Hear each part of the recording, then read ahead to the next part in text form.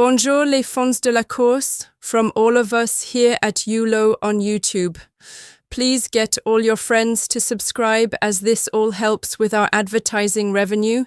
And remember that later on the week, there will be the YOLO Weekender podcast, where myself, Katie, Caroline or Gisela will go into Studio 11 with Barney.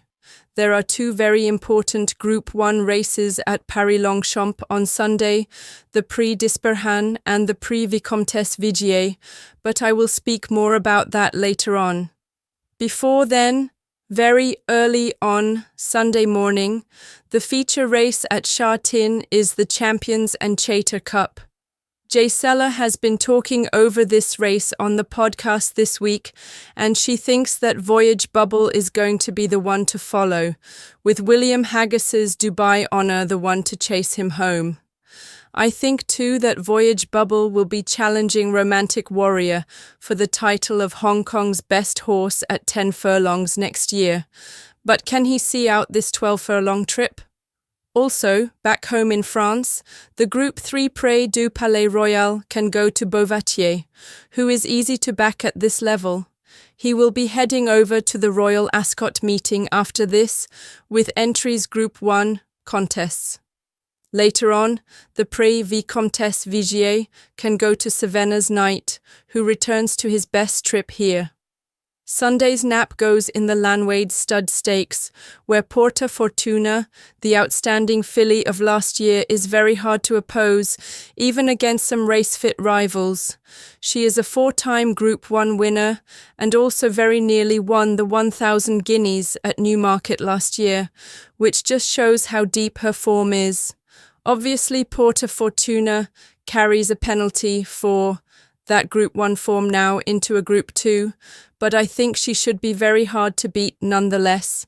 Paddy Toomey has his stable going well, and his jockey, Billy Lee, has won this for the last 4 years, so One Look has some claims, but Porta Fortuna should be good enough.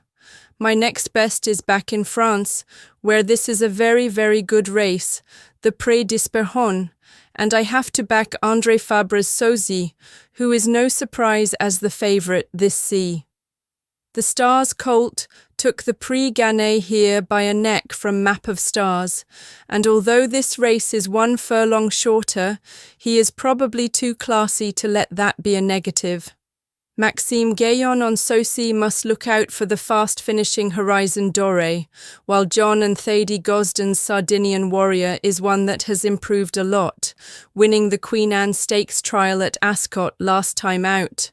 Stablemate to Sosie Alcantor can put in a good run, so an André Fabre 1-2 is possible, but Sosie should be winning. On Sunday's 1,000 guineas card at the Curragh, I think that the Group 3 Marble Hill Stakes will be between Albert Einstein and Andab, and it is Andab that I prefer. This Saxon Warrior colt is a full brother to Victoria Road, who won the Breeders' Cup Juvenile Turf in 2022 at Keeneland, and also with some success in France will be okay for this ground if the rain persists.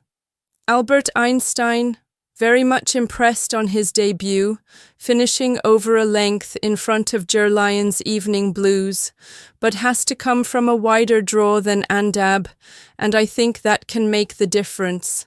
Power Blue looks an interesting one, at a big price, so these are my 3, with Andab having the best chance.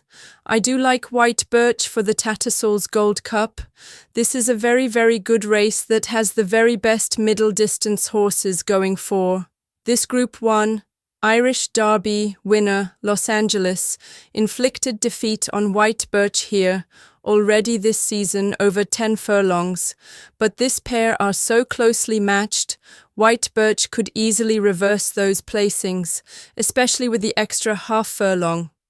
Andrew Balding has Kalpana, the winner of the 2024 Champions Fillies and Mares Stakes, and if there is more rain then this would play into her hands, plus she has Oisin Murphy this time, while Anne Mart beat the brilliant French horse Calandagan in the Champions Middle Distance Stakes at Ascot in October.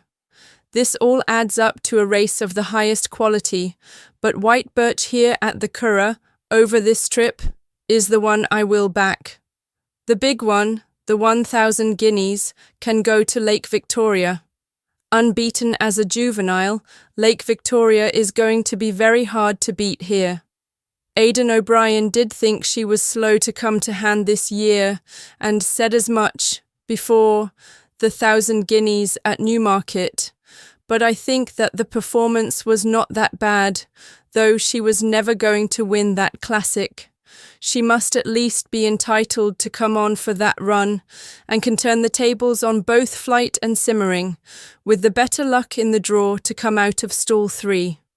That is where Simmering has not been so lucky, with a start in stall 11, but Ollie Sangster's Too Darn Hot filly is still expected to go well. Dermot Weld's Swelter is an interesting one, with 2 wins at Leopardstown before this, but I can't see past Lake Victoria to win this classic.